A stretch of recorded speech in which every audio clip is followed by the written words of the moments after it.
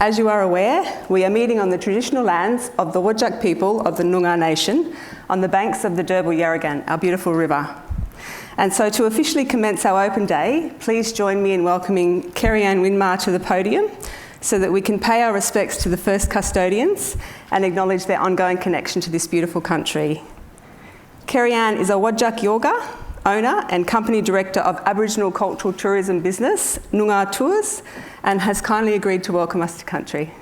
Thanks, Kerry-Ann.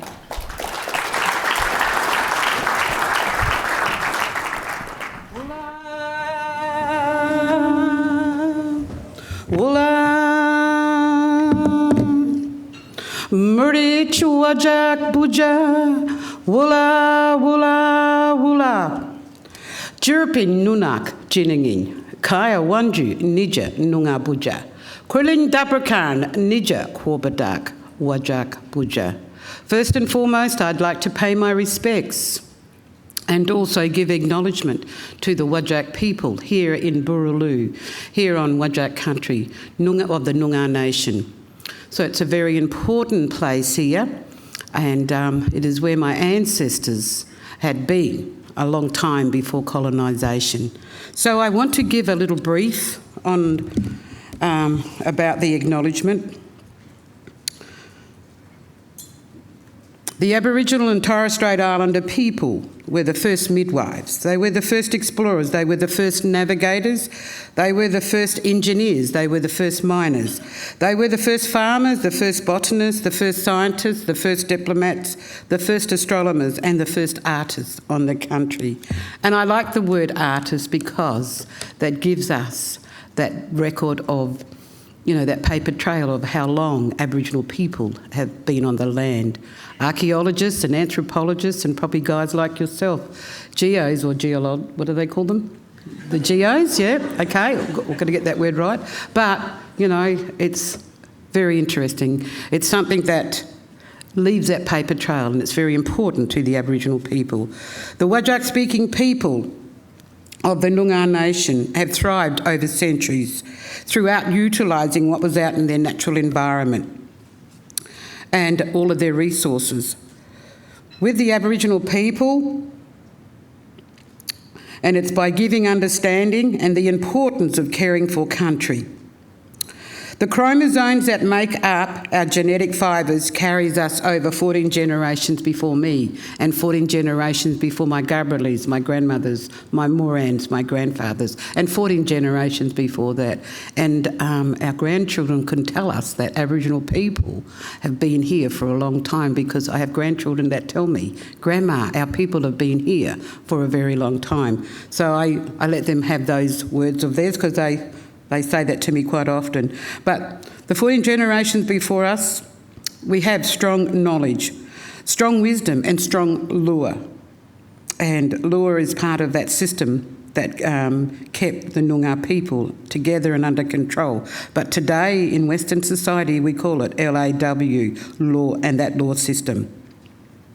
There are many stories that are told to us. Muljal York, a sad and sacred story tree, the Nutsia Floribundra. The story is known to the women, and then there's a story about Jinda Mittering, the star dancer. This man was living in Nyungar country, and he was known as the Murich dancer. And his people had to send him far away into the eastern sky. So every night when we look up into the eastern sky, and it's true, there is that bright twinkling star, and so the Nyungar people tell their story about why that star is there. There are 6 seasons that happens here in Nyungar country, and here in the Whadjuk-speaking Nyungar people, they moved around their country within that 6-season cycle. So right now we're still in Camberang, and so that's a good time because it's spring and it's lots of flowers and blossoms, lots of good tucker out there. So they would move around their country because it was about using their 6 senses.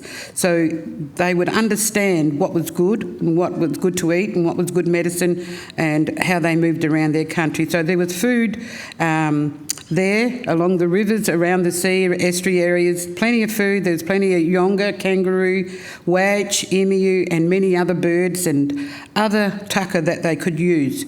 Because there are 14 different clans, and I'm just looking at maps around the building here, but over this side over here it talks about the Nyungar Nation.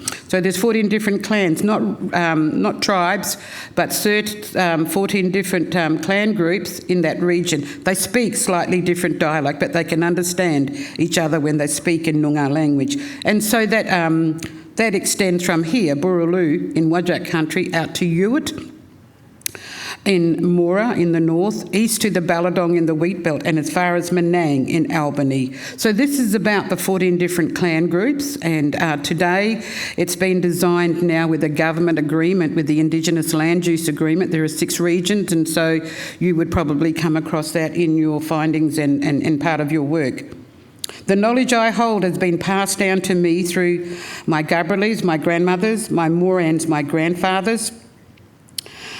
As a Whadjuk traditional owner of Burraloo, the region here in Whadjuk, I would like to welcome all here today, and as part of this get together, I'm not sure how I'm going to call it, the open day of the geologists and everybody that's in this room, and even to our officials here. Richard, you're here somewhere. I'd just like to say, and even the people down here, the people that I've met this morning, and I haven't met all of yous, but I would like to say welcome to Whadjuk country, and have a wonderful day and be blessed.